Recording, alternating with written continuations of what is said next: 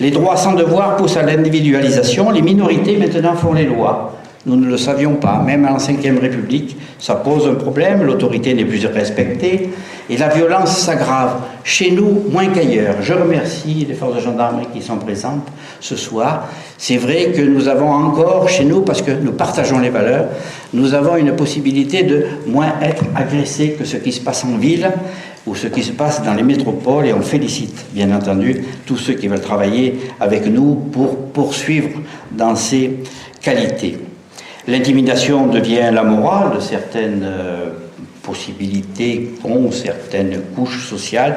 C'est ennuyeux également. Et puis je rajouterai, en terminer, que la meute des réseaux sociaux, sans réflexion et sans débat, ça pose un problème quand même dans la démocratie et la liberté que nous vivons tous les jours, parce que je pense que de dire que quelqu'un est mauvais, c'est beaucoup plus compliqué que ça.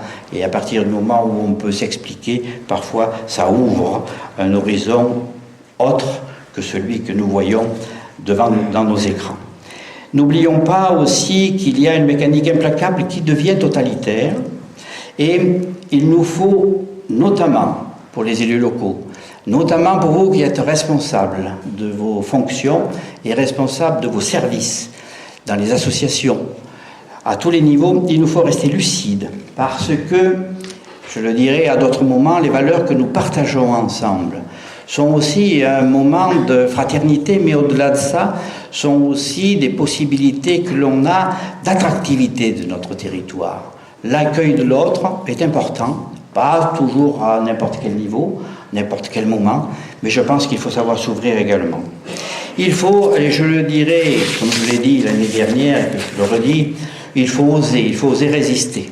L'homme de 18 juin, il était tout seul, nous on est un peu plus nombreux, je le vois ce soir, on en rediscutera, donc on va oser et on va résister, non pas pour nous, non pas pour avoir quelques médailles que ce soit, mais pour faire en sorte que nous puissions poursuivre et avoir une logique de mise en place d'un terroir et d'un territoire pour nos générations futures.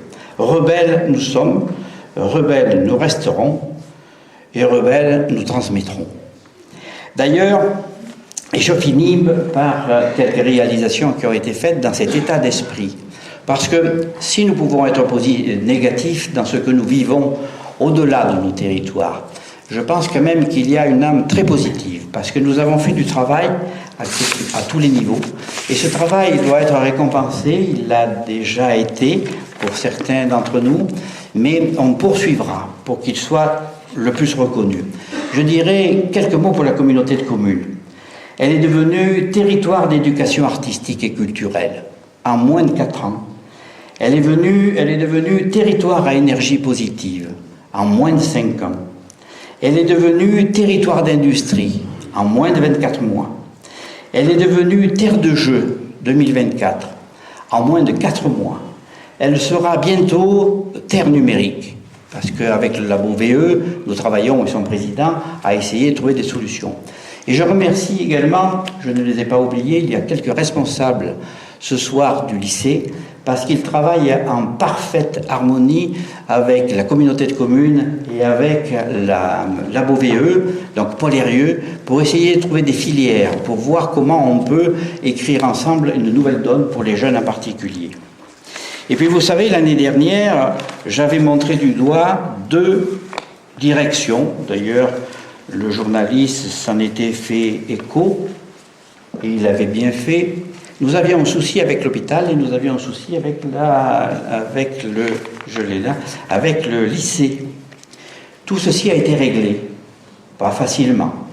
Et Madame la directrice, je vous remercie. Vous avez, l'autre jour, pour ceux qui étaient présents avec nous, amorcé une reconstitution mentale, intellectuelle, fraternelle et cordiale avec tout le personnel. C'est un immense plaisir de pouvoir vous accueillir aujourd'hui et vous ferez connaissance avec le peuple Chélarois et Boutirois. Et vous verrez que vous serez bien accueillis parce que nous partageons ces valeurs. Et puis, il y avait également, avec le lycée, avec l'hôpital, le lycée, je remercie tous ceux qui, je ne sais plus où ils sont dans la salle là, mais qui ont bien voulu travailler avec les élus locaux, à donner un coup de pouce, faire comprendre. Ça n'est pas facile, ça n'est pas simple parce que nous avons des horizons politiques éventuellement différents, nous avons des conceptions différentes, Mais je tenais à féliciter le DAZEN qui nous a permis de franchir un pas, et surtout l'équipe qui est là, représentée par Christophe ce soir, et qui nous a permis de franchir un pas. Le proviseur est excusé, il est à 19h à Privas, mais il fait ce qu'il peut pour reconstruire. Donc vous voyez deux moments particuliers. Nos territoires ne peuvent pas souffrir et ne peuvent pas ne pas gagner sur tous les tableaux. L'éducation nationale, la santé, la perception, la trésorerie, Madame la responsable est là aussi ce soir. Tout ceci, bon, il a fallu lutter un brin avec Monsieur le directeur de DGFIP, mais les responsables savent, nous aurons aussi une trésorerie. Au Cheylard, il y en aura 3 en Ardèche, plus celle du Cheylard. Ce n'est pas non plus parce que nous demandons autrement ou fortement des choses qui ne sont pas acceptables pour les services d'État, mais il est indispensable que dans un territoire rural à développement quel qu'il soit, économique, général, il puisse ne pas y avoir tous les services. Le centre hospitalier, la trésorerie, et je dirais un mot, même parce que c'est très long, vous le savez, ça a été compliqué, nous avons gagné le PLU. Le PLU, le plan local d'urbanisme, 9 ans de travail. Je remercie les conseillers municipaux de cette mandature, comme ceux d'avant, parce que 9 ans, c'est long. Nous n'avons pas tout gagné. Je l'ai dit hier, j'ai rencontré monsieur le DDT qui était enchanté. Je lui ai dit que ça s'était plutôt bien passé. Mais nous avions 50 hectares de constructibles. L'État en voulait 6 ou 7, parce que derrière, il y a aussi une possibilité de dire que l'Ardèche, peut-être, pour les métropoles de demain, mais pas forcément dans 100 ans, serait sûrement peut-être engazonnée pour pouvoir les laisser venir passer un week-end, voir les poules, les lapins, éventuellement les cochons s'il en reste, et puis peut-être quelques daims ou quelques biches qui nous emmerdent aussi, qui nous embêtent aussi parce qu'elles mangent beaucoup de choses, n'est-ce pas François? Et puis au fur et à mesure, voilà, nous avons essayé de maîtriser et nous sommes à 17 hectares. Pourquoi une bataille pareille?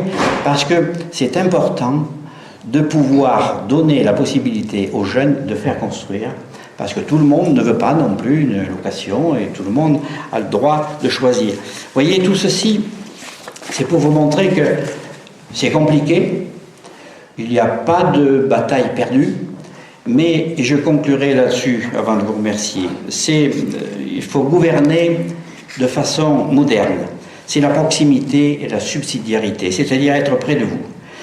Mais il nous faut également un État garant du pacte républicain et des élus libres.